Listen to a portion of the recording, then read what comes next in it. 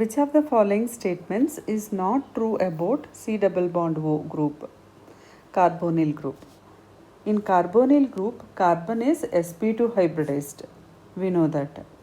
And carbon oxygen bond length is shorter than carbon oxygen carbon carbon bond. Now let us see the first statement first. Carbon atom of the carbonyl group is sp2 hybridized.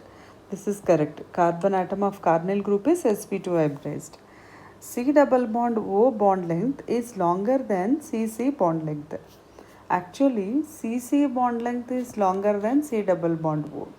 The extent of overlapping between carbon and oxygen will be more because of small size of oxygen compared to carbon. So C double bond O length will be shorter than C double bond C length. So option 2 is wrong. The dipole moment of aldehydes and ketones lie in the range of 2.3 to 2.8 dB. That is also correct. Now let us see next point. The portion of the molecule immediately surrounding the carbonyl group is planar. Yes, because it is sp2 hybridized, it is planar.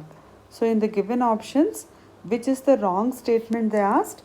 Option B is the wrong statement.